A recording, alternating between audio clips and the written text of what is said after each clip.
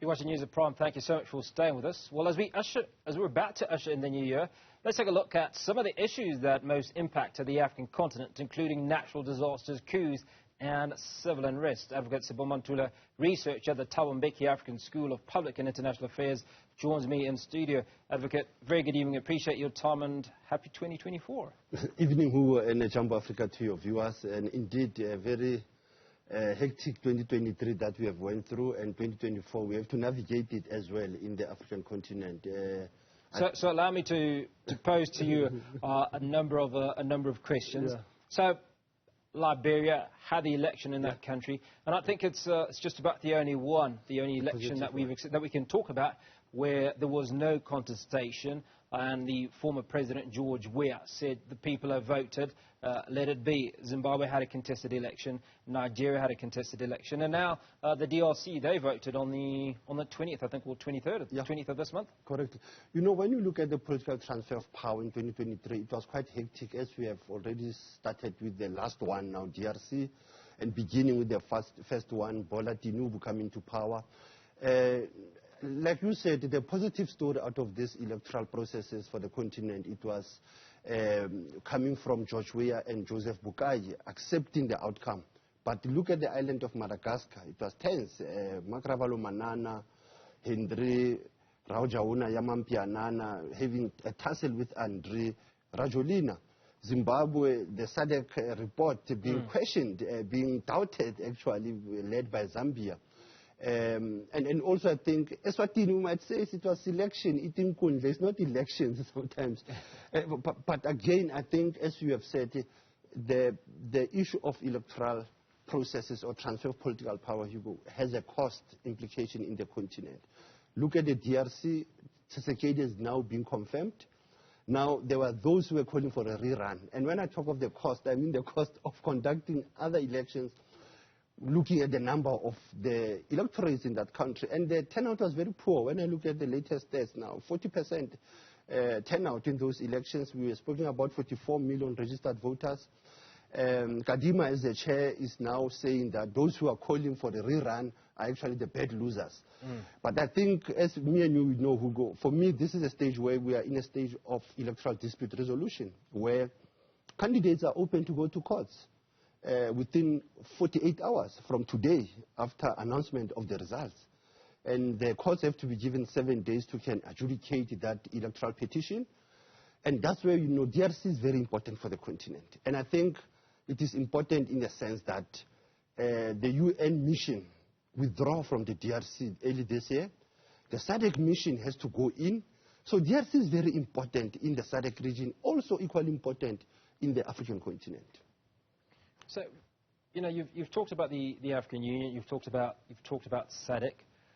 You've also talked about the election observer mission in countries such as Zimbabwe. You know, who spoke out against these elections and decried the inequalities or the voting landscape, and said much of it was irregular. But post that, none of that is actually able to be policed. So it's almost an opinion. And nothing more than that. No, and in many instances, the feeling is that the judiciary is captured by the incumbent in many cases. Yeah. Seldom is it ever overturned. You know, this is the same script that comes from Kinshasa, that Katumbi is saying the same thing about judiciary. But when you look at Zimbabwe, I think the Troika and of SADC and the heads of states have to meet only in 2024, because remember that report was tabled for noting. It was never engaged. And as you will recall, also the EU sided with the SADC Observer Mission report. The EU was not clear about what was the outcome. And I think the issue of observation vis-a-vis monitoring, Hugo, is very important. That the African elections, we need to move away from observing. We need to start to interfere as member states when there are irregularities or electoral fraud. But at the same time, you have this concept of sovereignty, that you have to always be careful that you don't tread on it. And like you said, Madagascar as well, the SADC went in and gave it the green light, but there was contestation from opposition. Now, for me, is that electoral processes in Africa is a conflict trigger. Yes, it's political power representation that we are fighting for, but it's always a conflict trigger, and we need to have a way of dealing with it because it's the citizens who suffer when there are electoral disputes. So let's go west, Burkina Faso and Niger, leaving the G5 jihadist force. I mean, what sort of picture does that leave us with? I mean, when we look at the Sahel, it's been one of those regions in the last few months that's been extremely unstable. You know, when you look at the Sahel, Hugo, I think 2012 becomes our point of reference when Mali erupted with France with Operation Barkhane and Operation Seville. But the issue of military coups and the G5 of the Sahel also is this issue that, again, of how the French dealt with the Sahel question in terms of natural resources, in terms of security sector reform. And that's where now, when you saw the wave of military coups in 2020 and 2021, that's where we see that the issue now becomes questioning the former colonial master by the colonized. And secondly, we see the issue of the Sahel also, ECOWAS becoming muted and ECOWAS becoming irrelevant, that it cannot intervene even in that region. And also the UN and the AU. So you have left the Sahel amongst the G5, which also is led by Mali mostly. But also I think when you look at the Sahel, I always say that political definition of Sahel doesn't reduce us to 5 countries. It also adds Sudan. Look at Khartoum. Sudan has erupted since April until now. It's almost 9 months of the war of 2 generals who have appetite for power, and they don't understand that they need to give power to the civilians. So you look at Eritrea. You look at Senegal in that Sahel bloc. And now when you go to the G5, they are now moving towards this federation. Those who have moved out where they were sanctioned, remember ECOWAS sanctioned Niger, sanctioned Guinea-Conakry, sanctioned Mali, Ouagadougou as well. So these are the countries that they say, we can work without you as ECOWAS. And that is a problem in terms of international regional politics, in terms of growth, development, because you saw when there were coups in Niger, in Guinea-Conakry, what happened was that there were sanctions, people were not able to get ordinary commodities, there was no flying zone for other countries. So there's a problem in the Sahel that, like I said to you, Hugo, we might date it back to 2012, but this is a colonial question of 1960s, how colonial powers invaded countries that are natural resources. And how the UN even defined the Sahel, you'll be shocked, Hugo. They said the Sahel is a microcosm of a global risk in the global region. So when you understand the Sahel, you have to understand that it's a belt where there's natural resources, but also those resources is a curse for the region. Hence, we have persistent conflicts. Well, there's been a lot of anti-French sentiment that's come out in that region. Does it pave way for superpowers, Russia, China, to step their influence? Absolutely. Remember this week also we saw Russia opening its embassy in Ouagadougou after 31 years. And also, whenever you have a vacuum, the French sentiments are also around how they performed with Operation Barkhane in 2012. And secondly, the question of the French imposing some of the leaders in the Sahel region has been questioned. The issue of official language, that people are moving away from French as a lingua franca. In the Sahel region, it becomes another cultural revolution.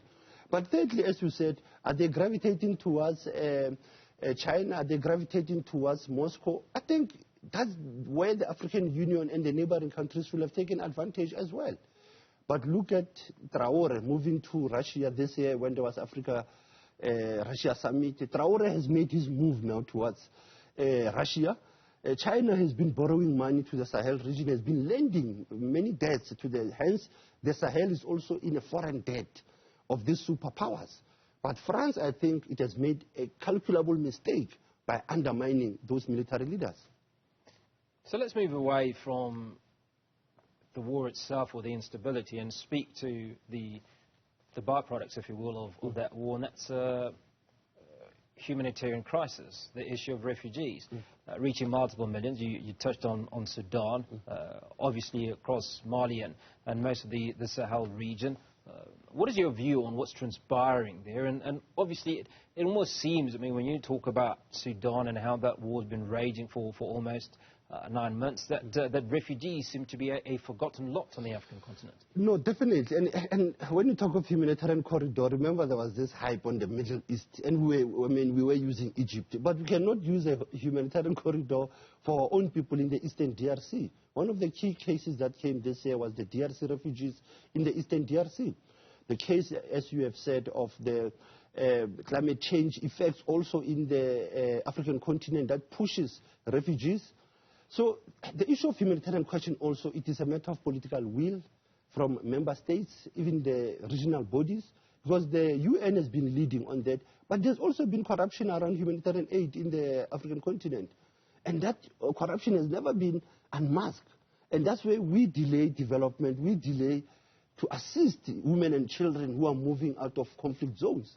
So for me, humanitarian aid, I'm also seeing it as a cannon fodder. One defines it also as another weapon by the multinationals to can suppress the African spirit and the African soul. In some instances, I see humanitarian aid as if it is a charitable act, when actually it is a human right entitlement and a claim that African communities and civilians who are affected by wars have to benefit out of it. But like I said to you, it has been politicized, it has been commercialized, so we miss that element of humanity. Hence, when you see conflicts happen, you find that there's also sales of arms in those conflict zones. And you find even the food that is being given to our African people also. It's not a food that can also build the human system. So the issue of humanitarian aid, I still say to you, Hugo, is another weapon in the African continent. I want to come back to the issue of Traore, because he's in his early 30s, and he's the new school of leadership, the new school of coup leaders, if you will, that seems to be driving a shift in how they deal with issues, and certainly deal with their former colonial masters. It almost suggests that there is the old type of leadership in SADC and across the African continent that perpetuates or supports the existing leadership that will knock on their doors and say, you know what, there are these complaints, this has been stressed, okay, see what you can do and walk away. Is it that case where there's this coming in of individuals such as Traore might be an unnerving of the old guard, if you will? No, definitely. Actually, it is a concern to this old guard and at the same time to the AU institutions. I remember when this military coup began this year, some of the guys, experts in the AU, they kept to underestimate and undermine these military young leaders.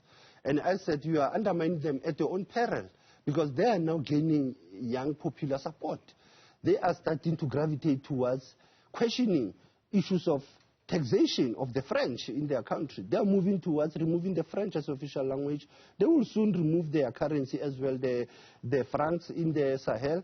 But the issue of the old guard also, Gabon, I even forgot to tell you, Gabon is so interesting that I always say it is in the name of the father, the son, and the cousin.